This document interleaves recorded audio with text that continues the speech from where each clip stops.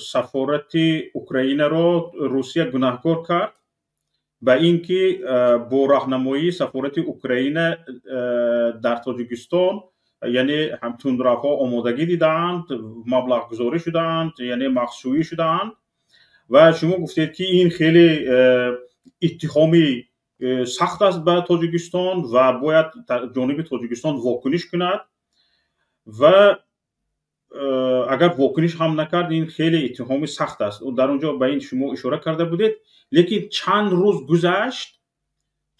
گذشت سفارت وزارت کارهای خارجی تاجیکستان حتی حکومت در عموم حکومت تاجیکستان به این یکون خیلی واکنش نکردند. من هم جستجو کردم استاد همین چرا یعنی سایت سفارت تاجیکستان وزارت کارهای خارجی تاجیکستان رو جستجو کردم. یگان اظهارات از همون مثال بگم سنه دوم اپریل تا به امروز یگان اظهارات وجود ندارد و در آخر در رسانه ها نشر شد که وزارت کارهای خارجی تاجیکستان همون گفته وزیر امنیت روسیه را رد میکند و میگوید که این هیچ اساس ندارد، اما در خودی سایت وزارت کارهای خارجی تاجیکستان این خیلی گپ وجود ندارد. این رو تنها شاهین صمدی یعنی مسئول دفتر مطبوعاتی وزارت کارهای خارجی تاجیکستان به رسانه تاس یعنی نظر داده است، تنها به سوال آنها جواب داده است و خلاص.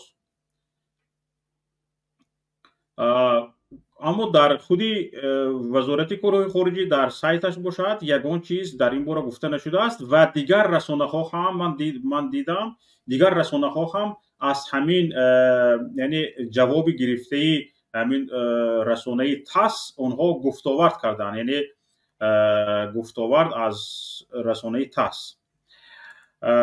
پس به اندیشه شما استاد اینجا چرا در واکنش جانب تاجیکستان دیر کرد و اون واکنش هم باشد در سطح سخنگوی وزارت کارهای خارجی تاجیکستان به یک رسانه روسی؟ ببینید شوکت جان، حکومت جمهوری تاجیکستان در چنین حالتها همیشه واکنش یا نمیکند یا اگر واکنش کرد خیلی دیر.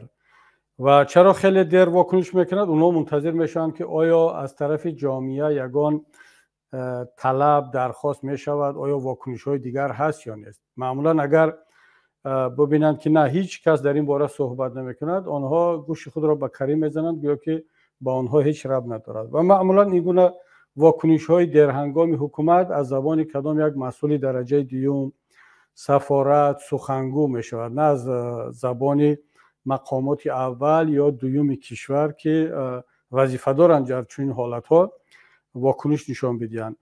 من بله در صحبت با تلویزیون داشت هم اونجا گفتم که این اتهام آن که در تاجیکستان سفارت اوکراین به صف داعش پیکارجو یا که اعضا جلب میکند برای استفاده ضد روسیه یک اتهام بسیار سنگین علیه اوکراین یعنی علیه تاجیکستان است، چون این جنایت که واقعا اگر چون این کار انجام شود جنایت است در تریتوری تاجیکستان می شود و گویا مقامات قدرتی تاجیکستان تا این حد ضعیف هستند یا همکار هستند که اجازت میدن که شهروندان آنها به صف داعش جذب کرده شوند و همچون زرخری در جای دیگر استفاده شوند.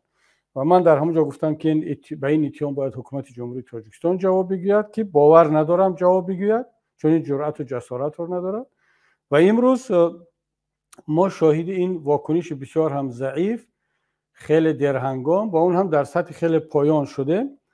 این بیانگر آن است که حکومت تاجیکستان خیلی فکر کرد که آیا واکنش کند نکند. اگر واکنش کند یعنی اون حالت که گویا بر علیه روسیه موقع گیری کرده است. تمام ورسیای امروزه حکومت روسیه را که در این کار اوکراین دست دارد و با دستور یا سپارش یا زکز اوکراین این ترکت انجام شد، این به نال برابر خواهد شد. اگر واکنش نکند در زیر ملامت جامعه از آن جمله اپوزیسیا میموند. شاید که ما بار دیگر این موضوع رو در یک شکل دیگر در جای دیگر میبرداشتیم و باید هم برداریم. چرا؟ برای آنکه یک حکومت مسئول است، وظیفه‌دار است که از آبرو و حیثیت ملت و کشور حمایت کند، وگرنه حکومت فقط برای ترساندن و برای جزا دادن ملت خودش و برای دزدی و فسادکاری نیست. و در مجموع این عامل ها سبب شد که این بیانیه یا واکنش معذرت میخوام واکنش درهنگام صدا بدهد و خیلی آنها تحلیل کردن که کدام به نفعشان است و این نتیجه رسیدن که به نفعشان است که در یک سطح پایانتر خیلی هم ضعیف دیرتر واکنش نشان بدهند، هم گویا به طلب و درخواست اپوزیسیا جواب گفتن، اون رو رد کردن که گویا نه ما اون جسارت رو داریم که از ملت دفاع کنیم، از آبروی کشور دفاع کنیم، بر ضد روسیه هم صحبت کنیم و همزمان روسیه رو میخوان متقاعد کنن که ببینید ما مجبور بودیم واکنش کنیم، اما دیدید که نه در سطح پرزیدنت نه در سطح وزیر بلکه در سطح یک سخنگوی وزارت.